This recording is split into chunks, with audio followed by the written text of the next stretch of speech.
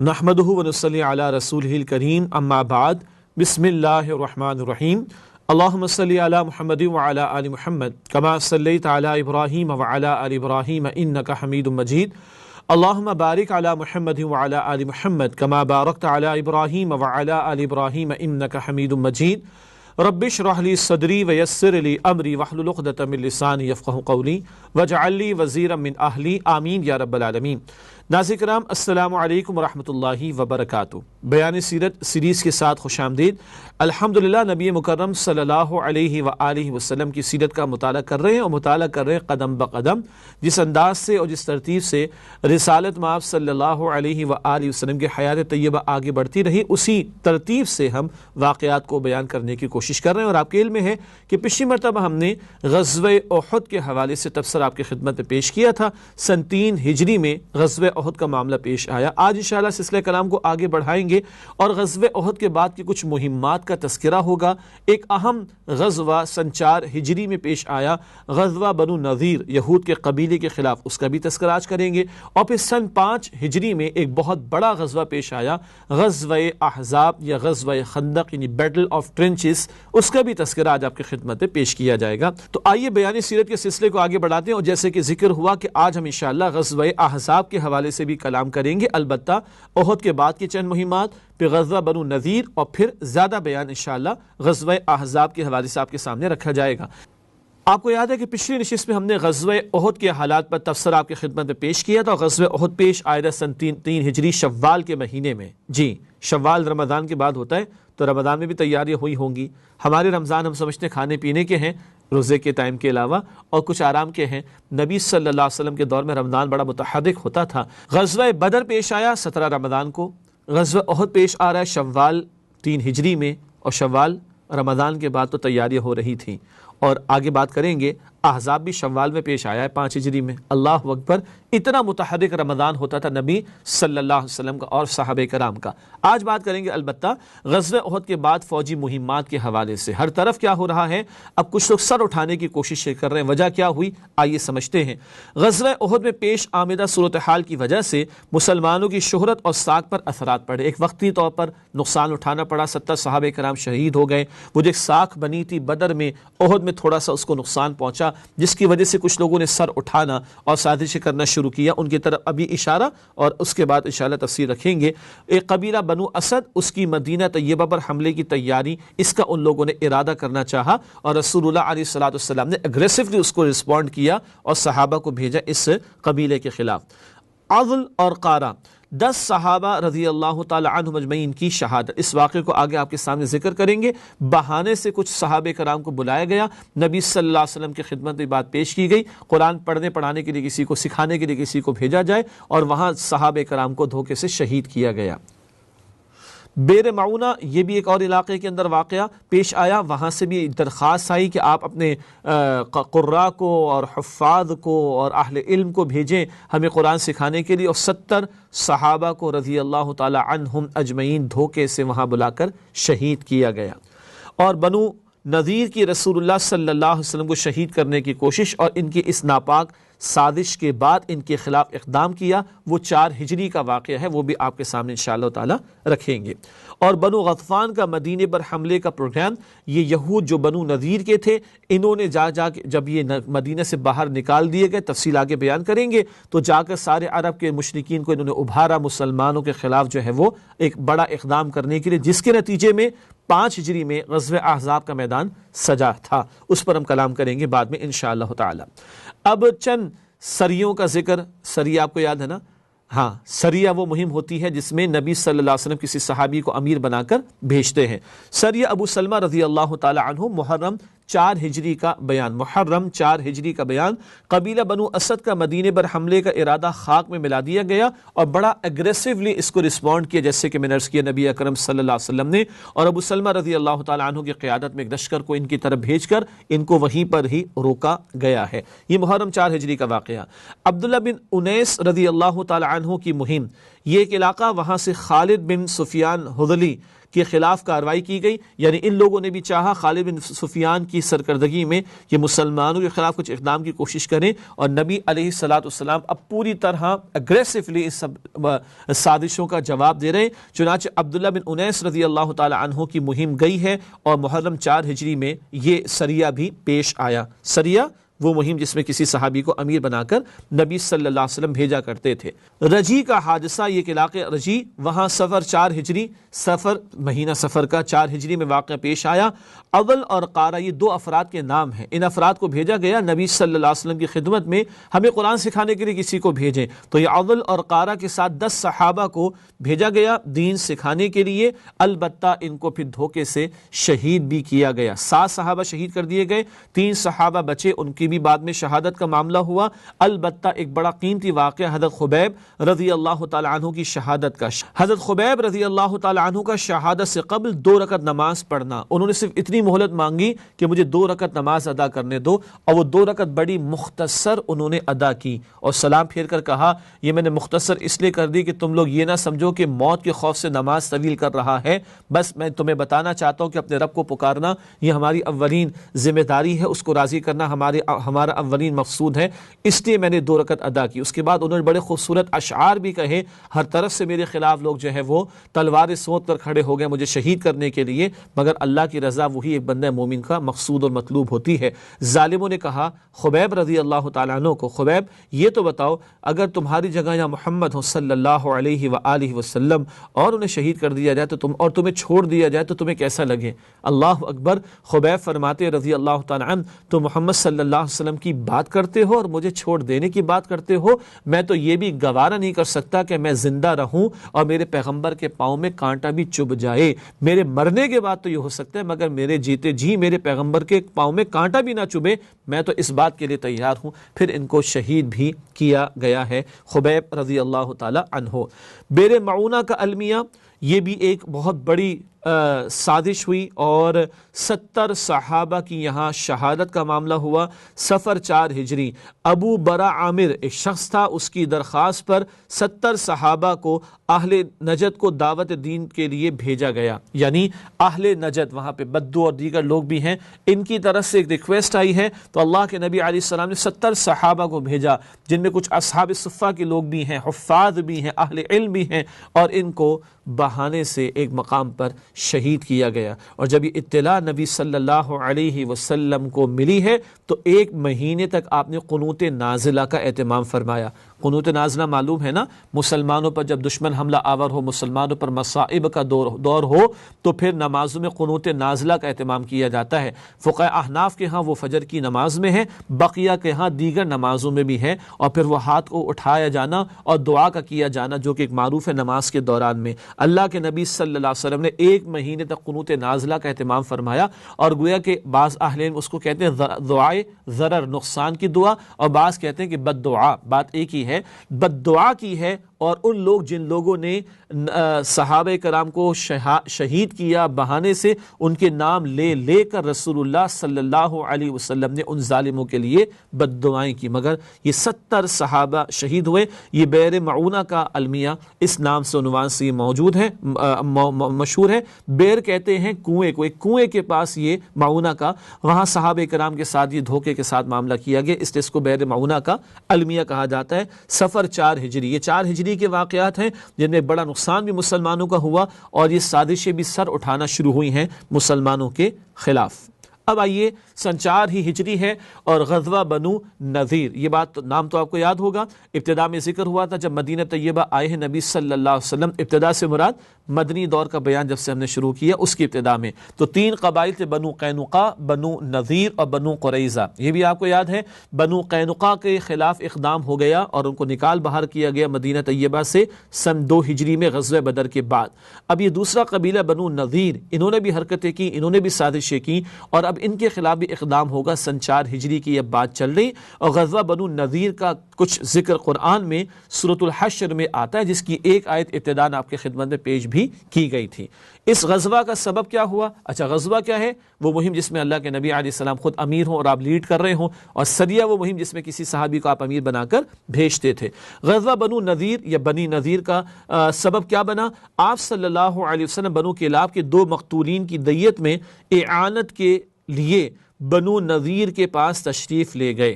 ایک صحابی تھے رضی اللہ عنہ، اور ایک قتل خطا ہو گیا تھا ان سے، اس قتل خطا کی دیت یعنی خون بہا ادا کرنا تھا، اس کا معاملہ طے کرنے کے لیے نبی صلی اللہ علیہ وسلم بنو نذیر کے افراد کے پاس تشریف لے گئے تھے ان کے علاقے میں۔ دیوار کے ساتھ ٹیک لگا کر بیٹھ گئے۔ ان لوگوں نے کہا اچھا بھی آپ سے معاملات طے کرتے ہیں، آپ ذرا آرام کیجئے، آپ تھوڑا انتظار کیجئے۔ تو ایک دیوار کے ساتھ ٹیک لگا کر بیٹھ گئے رسول اللہ صلی اللہ علیہ وآلہ وسلم۔ ادھر یہود نے سازش کی کہ آپ صلی اللہ علیہ وسلم پر اوپر سے چکی گرا کر ہلاک کر دیں، معاذ اللہ معاذ اللہ، اور یہ شیطان تھا پیچھے جس سے ان کو خوشنما بنا کر یہ معاملہ دکھایا، اور انہوں نے چاہا کہ یہ کام ہی تمام کر دیا جائے، معاذ اللہ ثم معاذ اللہ۔ یہ گھناؤنی سازش یہود نے خاص طور پر یہ بنو نذیر کا جو قبیلہ اس نے کی ہے۔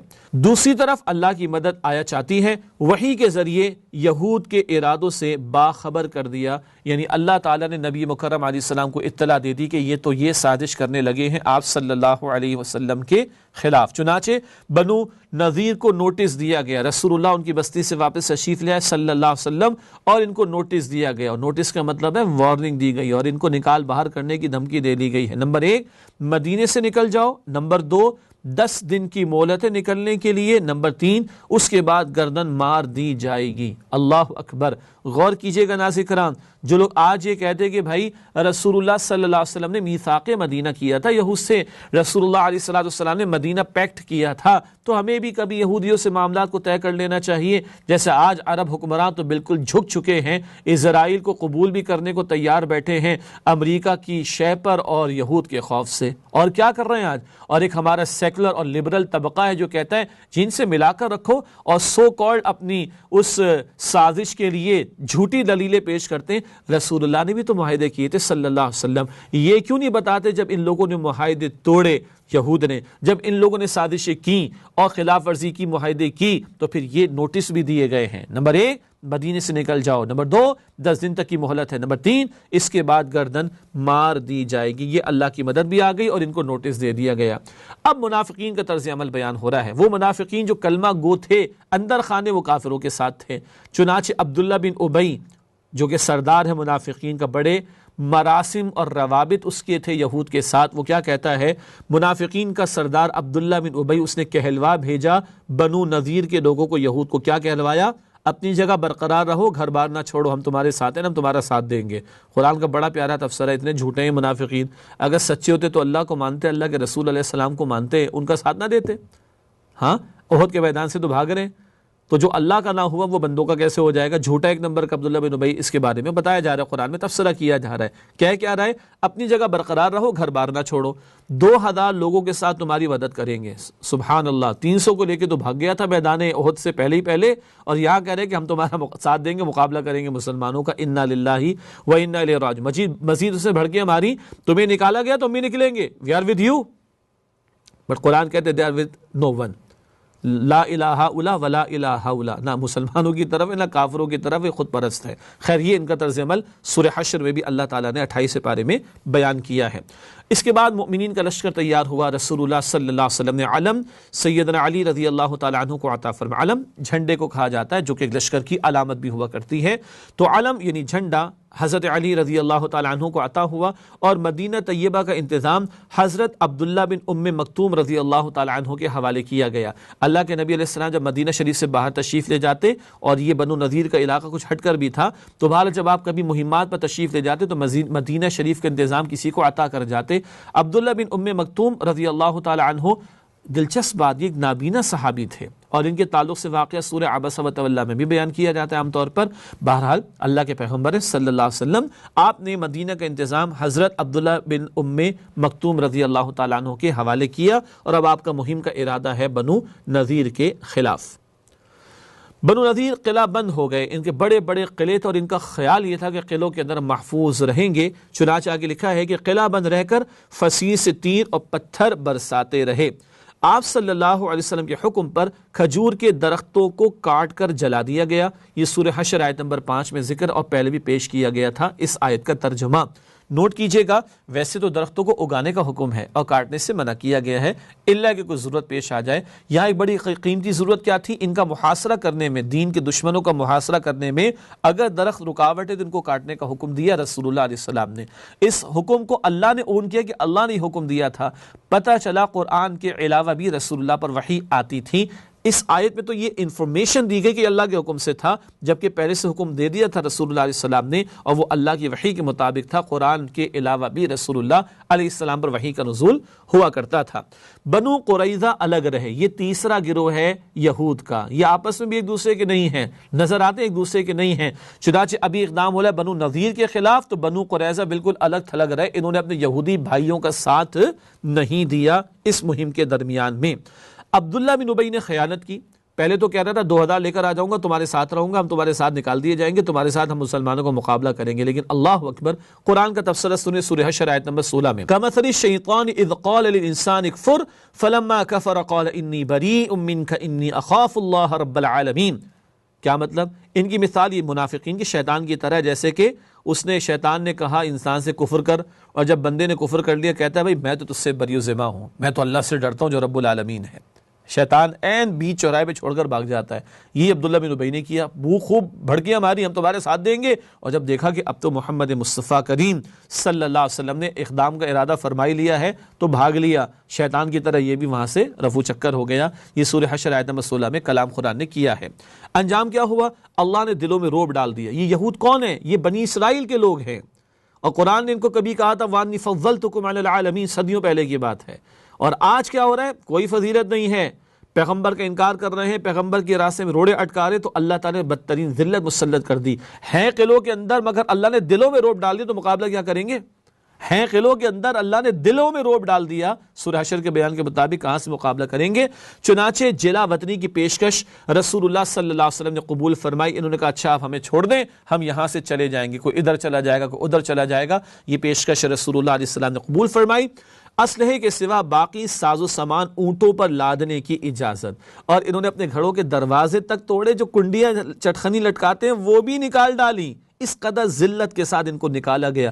صدیوں سے یہاں پر آباد تھے، مگر آج ذلیل کر کے یہاں سے نکالے جا رہے۔ اسلحہ ان کے حوالے نہیں کیا گیا، اپنے ہاتھوں اپنے گھروں کو برباد کیا۔ قرآن میں ذکر آتا ہے، سورہ حشر میں تفصیل آتی ہے، کھڑکیاں دروازے بھی توڑ توڑ کر نکال کر لے جانے لگے۔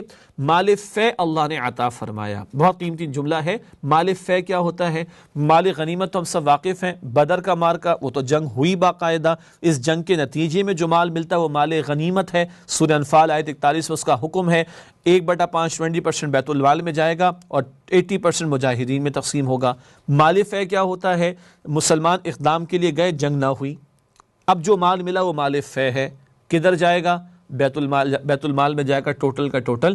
رسول اللہ کا بھی حق ہے، آپ کے رشتہ داروں کا، گھر والوں کا بھی حق ہے، کیوں؟ آپ نے اپنے گھر والوں کے لیے صدقے کو روک رکھا تھا، تو مال فے رسول اللہ کے لیے بھی، آپ کے رشتہ داروں کے لیے بھی، اور مال فے بیت المال میں جائے گا۔ پھر وہ انصار اور مہاجرین اور قیامت تک آنے والی جو امت مسلمہ مسلمان ہوں گے وہ ان کی مشترکہ پراپرٹی ہوگی۔ باقی اس کی تفصیل احکامات سورہ حشر کی تفاصیل میں آپ پڑھ سکتے ہیں۔ تو یہ مال فے عطا ہوا کیونکہ جنگ باقاعدہ نہیں ہوئی بنو نذیر سے، چنانچہ اس کو مال فے کہا جاتا ہے۔ اس کے بعد کچھ اور مہمات ہوئی ہیں، ان کا تذکرہ بہت مختصراً، اور پھر غزوہ احزاب کے بیان پر چلیں گے انشاءاللہ۔ غزوہ بنی نذیر کے بعد کی چند مہمات: غزوہ نجد ربیع الثانی اور جمادی الاولیٰ 4 ہجری میں واقعہ پیش آیا ہے، یہ غزوہ پیش آیا ہے۔ بنو غطفان کے 2 قبیلے بنو محارب اور بنو ثعلبہ کی نفری فراہم کرنے کی کوششیں ناکام بنا دی گئیں۔ وہی بات جو کچھ دیر پہلے کی گئی تھی، آج آپ کے سامنے پروگرام میں پیش کیے، سازشیں سر اٹھا رہی ہیں۔ ایک وقتی طور پر جو مسلمانوں کا نقصان ہوا تو اس کے نتیجے میں کچھ لوگوں کی ہمت ہوئی مسلمانوں کے خلاف سازشیں کرنے کے لیے، چنانچہ اللہ کے نبی علیہ الصلوۃ والسلام پوری کہنا چاہیے جاں فشانی کے ساتھ ان مہمات کو کہنا چاہیے کہ رد کر رہے ہیں، وہ مہمات جو کفار کی طرف سے آ رہی ہیں اور ان کا جواب دے رہے ہیں۔ اسی میں یہ غطفان کے 2 قبائل نے کوشش کی کچھ نفری فراہم کریں اور مسلمانوں کے خلاف اقدام کریں، تو وہاں جا کر ان کے خلاف حملہ کیا گیا اور ان کی کوشش کو ناکام کیا گیا۔ اگلا مہم کا معاملہ غزوہ بدر دوم، یہ بڑا دلچسپ آپ کو نام لگ رہا ہے جی، غزوہ بدر دوم شعبان 4 ہجری کا دور ہے۔ مرو ظہران پر پہنچ کر ابو سفیان کے ساتھیوں پر خوف و ہیبت سوار ہوئی اور واپس جانے کا فیصلہ کر لیا۔ پس منظر کیا تھا؟ احد کا میدان سجا سن 3 ہجری میں، اور آخر میں جاتے جاتے ابو سفیان نے اب ایمان نہیں لائے، ابو سفیان نے کہا کہ آئندہ سال پھر بدر میں ملاقات ہوگی، اس کو بدر دوم کہا جاتا ہے، جیسے کہ ابھی ہم نے پڑھا بھی۔ اللہ کے پیغمبر علیہ السلام پہنچے اور 1500 صحابہ کرام ساتھ ہیں اور کچھ 10 کے قریب اونٹ بھی آپ کے ساتھ ہیں۔ ادھر سے ابو سفیان آیا، 50 سوار بھی ساتھ ہیں، 2000 کا لشکر بھی ہے، مگر بدر تک پہنچتے پہنچتے دم نکل چکا ہے۔ چنانچہ راستے ہی مرو ظہران پر خوف اور ہیبت طاری ہو گئی اور وہ قافلہ واپس ہو گیا۔ ادھر مسلمانوں نے 8 روز ٹھہر کر دشمن کا انتظار کیا، مگر دشمن پہلے ہی ڈھیر ہو چکا، وہ واپس چلا گیا۔ چنانچہ دوبارہ بدر کا میدان سجا نہیں ہے، اور یہ ایک اخلاقی طور پر کہیں یا نفسیاتی طور پر، بلکہ نفسیاتی طور پر برتری مسلمانوں کی، اخلاقی طور پر اس لیے کہہ رہا ہوں کہ وعدہ ہوا تو پہنچے نبی علیہ الصلوۃ والسلام، اور نفسیاتی طور پر برتری کیا ہوئی؟ 8 روز قیام کیا، مگر ابو سفیان اور کفار کا کوئی ارادہ نہ ہوا کہ مسلمانوں سے دو بدو لڑائی کریں۔ ناظرین کرام، اس کے بعد ہم چلتے ہیں اگلا اور آخری بیان غزوہ دومۃ الجندل کا ربیع الاول 5 ہجری میں۔ اب یہ 5 ہجری کے بیانات میں ہم داخل ہو گئے۔ یہ غزوہ دومۃ الجندل یہ شام کی سرحد پر پیش آیا ہے۔ وہاں کچھ لوگوں نے لوٹ مار کرنا شروع کر دی ہے، مسافروں کو پریشان کرنا شروع کر دیا ہے، کچھ سازشی عناصر نے سر اٹھانا شروع کیا، تو ان کی بے کنی کے لیے رسول اللہ صلی اللہ علیہ وسلم تشریف لے گئے ہیں، اور یہ غزوہ دومۃ الجندل پیش آیا ربیع الاول 5 ہجری میں۔ ظاہر بات ان غزوات کی زیادہ تفصیل تو ہم آپ کے سامنے بیان نہیں کر رہے، مگر پے در پہ غزوات سرایہ مستقل جو ایک متحرک اب انقلابی جد و جہد دکھائی دے رہی ہے، یہ ہے رسول اللہ علیہ الصلوۃ والسلام کی انقلابی جد و جہد کا وہ فیز جہاں اب جنگ چھڑ چکی ہے، اور اس کے نتیجے میں یہ معاملات غزوات و سرایہ کے پیش آ رہے ہیں۔ اب ناظرین کرام، جیسے کہ ابتدا سے ذکر ہوا کہ غزوہ احزاب کا بھی آج ہم تذکرہ کریں گے، اور یہ سن 5 ہجری کا دور ہے اور شوال کے مہینے میں پیش آیا۔ پھر شوال آ گیا جی، تو شوال سے پہلے کیا ہے؟ رمضان۔ تو بھی تیاری رمضان میں ہوئی ہوگی کہ نہیں؟ جی، یہ متحرک رمضان گزرتے تھے دور نبوی میں صلی اللہ تعالی علیہ وآلہ وسلم۔ اب آئیے غزوہ احزاب۔ حزب گروہ کو کہتے ہیں، حزب کی جمع احزاب، اور اس کو غزوہ احزاب کیوں کہتے ہیں؟ بہت سارے لشکر عرب بھر کے مشرکین و کفار کے یکدم یک بارگی 10,000 کی تعداد میں کم و بیش وہ حملہ آور ہوئے ہیں، اس لیے اس کو غزوہ احزاب کہتے ہیں۔ اس کو غزوہ خندق بھی کہتے ہیں، کیونکہ خندق کھودی گئی تھی، جس کا ذکر ابھی کریں گے، معروف بات ہے، اور انگریزی میں اس کو بیٹل آف ٹرنچز بھی کہا جاتا ہے۔ سب سے پہلے غزوہ احزاب کا پس منظر سمجھتے ہیں۔ خیبر کے یہودی سرداروں نے قریش، بنو غطفان اور دیگر عرب قبائل کو مسلمانوں کو فیصلہ کو شکست دینے کے لیے آمادہ کر لیا۔ خیبر یہودیوں کا گڑھ بنا ہے، وہ جو یہودی نکالے جا رہے ہیں وہ وہاں جا جا کر آباد ہو رہے ہیں، اور بنو نذیر نکالے گئے، ان کے بھی 20 کے قریب سردار گئے قریش مکہ سے ملنے کے لیے۔ تو یہ ساری بھڑکائی تھی، آگ تو یہود نے پیچھے رہ کر اور آگے فرنٹ پہ کھڑا کیا مشرکین کو، اور بنو غطفان کے قبیلوں کے پاس جانا، قریش کے پاس جانا، اور ان کو فیصلہ کو شکست مسلمانوں کو دینے کے لیے ابھارا ہے ان یہود نے۔ حملہ آوروں کی مجموعی تعداد 10,000 تھی، اور یہ آخری اٹیمپٹ ہے۔ کیوں آخری اٹیمپٹ ہے؟ یہ میں آخر میں عرض کروں گا ایک حدیث کی روشنی میں انشاءاللہ۔ یہ آخری اٹیمپٹ کفار کی طرف سے ہے، اور اپنی بھرپور تیاری کے ساتھ سب سے بڑا 10,000 کا لشکر یہ لوگ آ رہے ہیں، اور 2,500-3 ہزار کی آبادی مسلمانوں کی مدینہ طیبہ میں کم و بیش اس وقت، یہ ذہن میں رکھیے گا۔ یہودی قبیلہ بنو قریظہ نے بھی میثاق مدینہ توڑ دیا۔ ایک طرف تو 10,000 کا لشکر تیار ہو گیا مشرکین و کفار کا یہود کی سازشوں کے نتیجے میں، اور دوسری طرف ایک قبیلہ جو رہ گیا تھا بنو قریظہ کا، اس نے انتہائی حساس موقع پر سازش کی ہے اور میثاق مدینہ توڑ دیا۔ گویا اندر سے مدینہ شریف کے ساتھ ہی آباد تھے، مسلمانوں کو خطرہ، باہر سے بھی خطرہ، ان کے خلاف بھی اقدام ہوا۔ البتہ اس کا تذکرہ ہم آئندہ نشست میں آپ کے سامنے رکھیں گے اگلے پروگرام میں، بنو قریظہ کے خلاف کیا ہوا۔ جیسے کبھی شدید ترین آزمائش ہوئی تھی تنہا رسول اللہ علیہ السلام کی طائف کے دن، اسی طریقے پر ایک بہت بڑی آزمائش اجتماعی سطح پر مسلمانوں کی احزاب کے موقع پر ہونے والی ہے۔ غزوہ سے قبل مشاورت اور خندق کی کھدائی، یہ رسول اللہ علیہ السلام کی مستقل سنت۔ بدر میں مشاورت ہوئی، احد میں مشاورت ہوئی، احزاب کے موقع پر بھی مشاورت ہو رہی ہے، اور بہت مشہور بات ہے جو بیان کر رہے ہیں ہم، حضرت سلمان فارسی رضی اللہ تعالیٰ عنہ کی مدینہ کے گرد خندق کھودنے کی تجویز۔ اس زمانے میں ہیلی کاپٹر جہاز وغیرہ تو تھے نہیں، گھڑ سوار ہوتے تھے، سواریاں استعمال ہوتی تھی، جانوروں پر سوار ہوتے تھے یا پیدل فوج لڑتی تھی، تو خندقیں کھود دی جائیں گی تو وہ اندر اس کے لیے اترنا سوار کے لیے ممکن نہیں رہ سکے گا۔ یہ ٹیکنیک ایران میں استعمال ہوتی تھی، اس زمانے کا فارس یا پرشیا یا ایران، اور مشرک لوگ وہاں پر تھے۔ نوٹ کیجئے گا، وہ مشرکوں کی ٹیکنیک ہے جو رسول اللہ نے قبول فرمائی، تجویز سلمان فارسی رضی اللہ تعالیٰ عنہ کی، وہ تو اسلام لا چکے ہیں، ٹیکنیک مشرکین کی ہے۔ اور آپ کو یاد ہوگا، اور صفا پہاڑ پر اللہ کے نبی علیہ السلام کھڑے ہوئے تھے، یاد ہے نا، اور دعوت پیش کی تھی۔ وہ ٹیکنیک کس کی تھی؟ وہ بھی مشرکین کی تھی۔ مشرکین مکہ کی ٹیکنیک کو آپ نے استعمال کیا صفا پر کھڑے ہو کر دعوت کے کام کے دوران میں، اور ایران کے مشرکوں یا مجوسیوں جو کہ مشرک تھے، ان کی ٹیکنیک کو آپ نے استعمال کیا اقامت دین کی جد و جہد کے دوران میں غزوہ احزاب کے موقع پر۔ پتہ چلا اگر آدمی کو کچھ سیکھنے کو صحیح بات کہیں سے ملتی ہے تو لے لے، چاہے کوئی بھی ہو، بات ٹھیک ہونی چاہیے یا اس میں کوئی شر کا پہلو نہیں ہونا چاہیے۔ اللہ کے نبی علیہ السلام نے فرمایا کہ حکمت کی بات مومن کی گمشدہ دولت اور میراث ہے، جہاں کہیں سے پائے اس کا سب سے بڑھ کر وہ حقدار ہے اس کو حاصل کرے، اس سے ہمیں بھی رہنمائی ملتی ہے۔ بعض لوگ کہتے ہیں تم لوگ لیپ ٹاپ استعمال کرتے ہو، تم لوگ ملٹی میڈیا استعمال کرتے ہو، یہ ٹیکنالوجی وہ ٹیکنالوجی تو کافروں نے ایجاد کی، تو کیا ہو گیا بھائی؟ پہلی بات تو آن دا لائٹر سائڈ ہمارے ایک دوست نے جواب دیا، فری میں استعمال نہیں کرتے، پیسوں سے خرید کے استعمال کرتے ہیں، لیکن اگر کافروں نے ایجاد کی تو کیا ہو، پوری انسانیت کا لارجلی بائی لارج یہ ہیریٹیج ہے۔ ہاں اس میں شر کا اگر کوئی استعمال ہے تو اس کو چھوڑنا پڑے گا، شر کا پہلو ہوگا تو اس کو ہمیں چھوڑنا پڑے گا، باقی ان چیزوں کو استعمال کر لینا مثبت انداز اور مثبت مقاصد کے لیے کوئی حرج کی بات نہیں۔ سلمان فارسی رضی اللہ تعالیٰ عنہ کی مدینہ کے گرد خندق کھودنے کی تجویز، نبی اکرم صلی اللہ علیہ وسلم نے اس تجویز کو قبول فرمایا اور ہر 10 آدمیوں کو 40 ہاتھ خندق کھودنے کا کام سونپ دیا۔ لیکن نوٹ کر لیجئے گا، نہ صرف یہ کہ سونپا ہے بلکہ اللہ کے نبی علیہ السلام خود بھی خندقوں کے کھودنے میں مصروف عمل رہے ہیں، اور اگر بھوک اور فاقہ صحابہ نے برداشت کیا تو آپ نے بھی برداشت کیا ہے، اگر کدالیں صحابہ نے چلائیں تو آپ نے بھی چلائی ہیں، اور اگر پیٹ پر پتھر ایک کسی صحابی نے باندھا ہے تو پیٹ پر پتھر 2 رسول اللہ نے باندھے ہیں صلی اللہ علیہ وسلم۔ اس پر بعد میں آیت بھی آتی ہے، لَقَدْ كَانَ لَكُمْ فِي رَسُولِ اللَّهِ أُسْوَةٌ حَسَنَةٌ۔ بھوک کی شدت اور آپ صلی اللہ علیہ وسلم اور صحابہ کرام کا طرز عمل، اللہ کو یاد کر رہے ہیں، اور آپ صلی اللہ علیہ وسلم دعا دے رہے ہیں کیا؟ اللہم ان العیش عیش الاخرہ فاغفر للانصار والمہاجرہ۔ اللہ عیش اصل میں تو آخرت کا عیش ہے، دنیا میں محنت بھی ہے، مشقت بھی ہے، فاقے بھی ہیں، مشکلات بھی ہیں، آزمائشیں بھی ہیں، مگر اصل تو عیش آخرت کا عیش ہے۔ فاغفر للانصار والمہاجرہ، اللہ انصار کی مغفرت فرما دے، اللہ مہاجرین کی مغفرت فرما دے۔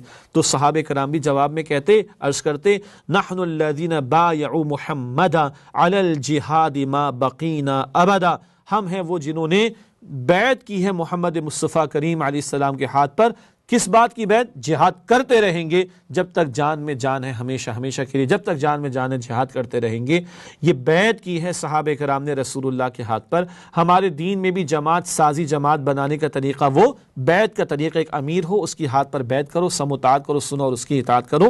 مزید تفصیلات انشاءاللہ کسی اور موقع پر آپ کے سامنے رکھیں گے۔ اب ناظرین کرام، قرآن کریم کے بیان کے مطابق طرز عمل، منافقین کا طرز عمل کیا رہا، جو جھوٹے دعوے دار تھے ایمان کے، اور سچے ایمان والوں کا، جو مخلص ایمان والے تھے، ان کا طرز عمل کیا رہا صحابہ کرام کا، وہ بھی آگے آئے گا انشاءاللہ۔ منافقین کا طرز عمل، کہنے لگے محمد صلی اللہ علیہ وسلم نے ہم سے جھوٹا وعدہ کیا تھا کہ ہم قیصر و کسریٰ کے خزانے پائیں گے، معاذ اللہ معاذ اللہ معاذ اللہ۔ یہ ان کا خبث باطن، یہ ان کی باطن کی گندگی کھل کر ان کی زبانوں پر سامنے آ گئی۔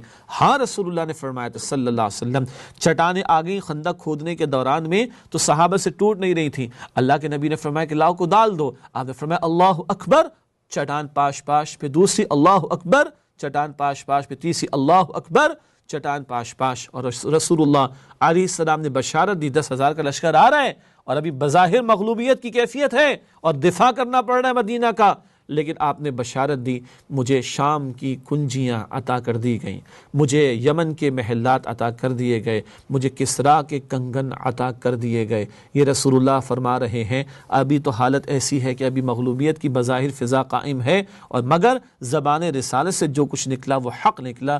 کل روم بھی فتح ہوگا، کل ایران بھی فتح ہوگا، کسریٰ کے کنگن بھی ملیں گے، اور سیدنا عمر فاروق رضی اللہ تعالیٰ عنہ سراقہ کو پہنائیں گے، جس سراقہ کو رسول اللہ نے بشارت دی تھی تو زندہ رہے گا تو کسریٰ کے کنگن کو دیکھے گا۔ سونے کے کنگن تھے، رسول اللہ نے تعلیم دی تھی، اس لیے ایکسیپشنلی وہ سونے کے کنگن پہنائے گئے تھے سراقہ کو، پھر اتار لیے گئے تھے، اس لیے کہ مرد کے لیے سونے کا استعمال، گولڈ کا استعمال رسول اللہ علیہ السلام نے منع فرمایا ہے۔ بہرحال منافقین کہنے لگے لو جی کسریٰ کے کنگن کی باتیں ہو رہی تھیں، قیصر کے محلوں کی باتیں ہو رہی تھیں، آج تو ہم سے کیا جھوٹے وعدے کر دیے گئے، استغفر اللہ معاذ اللہ۔ کہنے لگے نبی اکرم صلی اللہ علیہ وسلم سے بہانہ کرتے کہ ہمارے گھر غیر محفوظ ہیں، لہذا ہمیں گھر جانے کی اجازت دی جائے، یہاں رہے تو مر جائیں گے، کہاں پھنس گئے، ہمیں جانے کی اجازت دے دیں، ہمیں چھوڑ دیں، نکل جانے کی اجازت دے دیں، ہم تو بیت الخلاء کے لیے بھی، اپنی رفع حاجت کے لیے بھی نہیں جا سکتے، اور کہاں ہمیں قیصر و کسریٰ کے حوالے سے وعدے دیے گئے۔ یہ ان کا جھوٹ کھل کر سامنے آیا۔ پتہ چلا یہ آزمائشیں آتی تو کھڑے کھوٹے کا فیصلہ ہوتا ہے نا۔ عبداللہ بن ابی 300 کو لے کر الگ ہوا تھا میدان احد سے پہلے، تو پتہ چلا نا کھڑے ہیں کہ کھوٹے، یہ تو کھوٹے ہیں، کھوٹے سکے ہیں، یہ جو خود سے باتیں نکل کر زبان پر آئے تو پتہ چل گیا نا یہ ایمان کے جھوٹے دعوے دار ہیں۔ ان کے برعکس مؤمنین کا طرز عمل، سچے ایمان والوں کا طرز عمل، سبحان اللہ، اللہ اور اس کے رسول صلی اللہ علیہ وسلم کا وعدہ سچا تھا۔ کیا کہا؟ قرآن نے نقل کیا، سورہ احزاب آیت نمبر 22، پہلے بھی آیت پیش کی گئی تھی، وَلَمَّا رَأَى الْمُؤْمِنُونَ الْأَحْزَابَ قَالُوا هَذَا مَا وَعَدَنَا اللَّهُ وَرَسُولُهُ وَصَدَقَ اللَّهُ وَرَسُولُهُ وَمَا زَادَهُمْ إِلَّا إِيمَانًا وَتَسْلِيمًا، سورۃ الاحزاب آیت نمبر 22۔ اور جب ایمان والوں نے لشکروں کو دیکھا تو کہنے لگے ارے یہی تو ہے جس کا وعدہ اللہ اور اس کے رسول صلی اللہ علیہ وسلم نے ہم سے کیا، اور سچ کہا اللہ نے اور اس کے رسول علیہ السلام نے سچ کہا، اور اس کیفیت نے ان کے ایمان اور جذبہ اطاعت میں اور اضافہ کر دیا۔ اللہ اکبر، ایمان کس شے کا نام ہے، سبحان اللہ۔ باہر 10,000 کا لشکر آیا چاہتا ہے، خندق خود رہی ہیں، ابھی دفاع کرنا ہے، محصوری کی زندگی ہے، بظاہر مغلوبیت ہے، منافقین کی زبان پر خود سے باتیں نہ گیا، ایمان والے کہہ رہے ہیں we are ready for this, we know, ہمارا ٹیسٹ تو ہوگا۔ تو ان کا ایمان اور بڑھ گیا کہ سچ تو کہا تھا اللہ اس کے رسول نے، وَلَنَبْلُوَنَّكُمْ بِشَيْءٍ مِّنَ الْخَوْفِ وَالْجُوعِ وَنَقْصٍ مِّنَ الْأَمْوَالِ وَالْأَنفُسِ وَالثَّمَرَاتِ، سورہ البقرہ آیت نمبر 155۔ ہم ضرور تمہارا امتحان لیں گے، آزمائش کریں گے تمہاری، خوف کے ذریعے، بھوک کے ذریعے، جان اور مال کے نقصان اور پیداوار کے نقصان کے ذریعے۔ تو وی نو دس، ہمیں پتہ ہی ہوگا ہمارے ساتھ۔ ان کا ایمان اور بڑھ گیا، صحابہ کرام کا طرز عمل بیان ہوا۔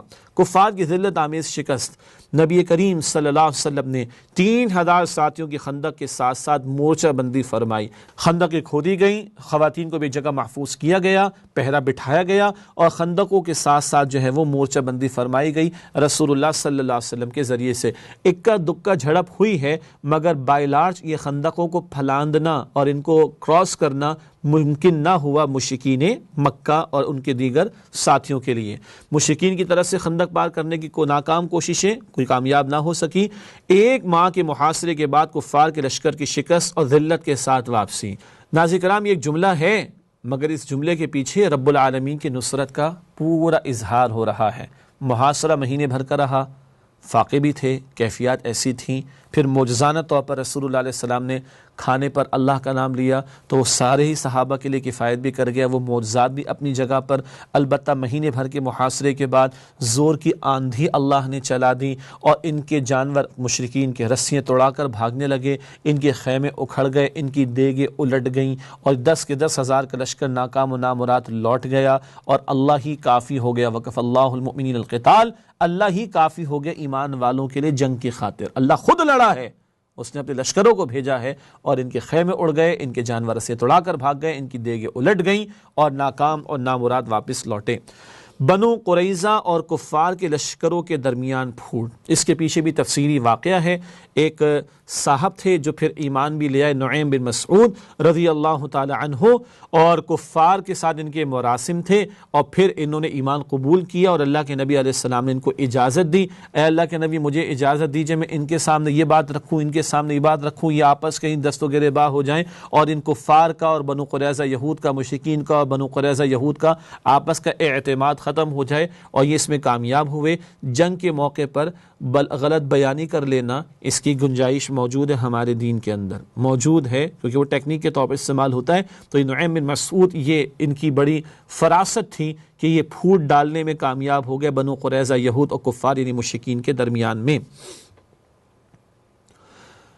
مسلمانوں کا تقیہ اور توکل تو اللہ پر ہے۔ کیا دعائیں کر رہے تھے؟ دعا سب سے بڑا ہتھیار مومن کا، اللہم استر عوراتنا وآمن روعاتنا، بخاری کے بھی الفاظ، اے اللہ ہماری پردہ پوشی فرما اور ہمیں خطرات سے معمون کر دے۔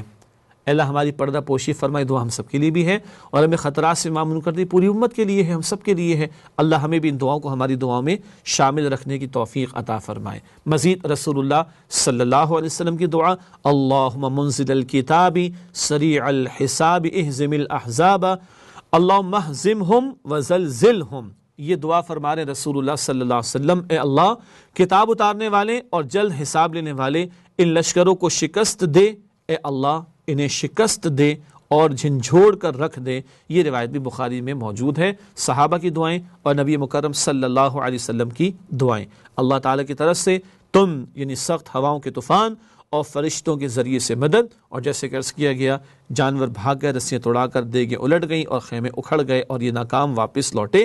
نبی اکرم صلی اللہ علیہ وسلم نے اس غزوہ سے واپسی کے بعد ارشاد فرمایا، اب وہ بات جو درمیان میں نے عرض کی تھی، this was the last attempt from the Quraysh and the کفار، وہ آخری اٹیمپٹ تھی، کیوں؟ اب اس کا جواب یہاں۔ آپ صلی اللہ علیہ وسلم نے اس غزوہ سے واپسی کے بعد ارشاد فرمایا، الآن نغزوہم ولا یغزوننا نحن نسیر الیہم، آپ نے فرمایا اب ہم ان پر چڑھائی کریں گے، وہ ہم پر چڑھائی نہ کریں گے، اب ہمارا لشکر ان کی طرف جائے گا۔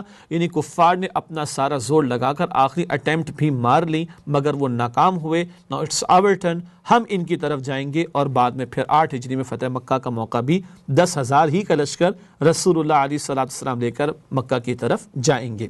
وآخر دعوانا ان الحمد للہ رب العالمین۔ اللہم صلی علی محمد وعلی آل محمد کما صلیت علی ابراہیم وعلی آل ابراہیم انک حمید مجید۔ اللہم بارک علی محمد وعلی آل محمد کما بارکت علی ابراہیم وعلی آل ابراہیم انک حمید مجید۔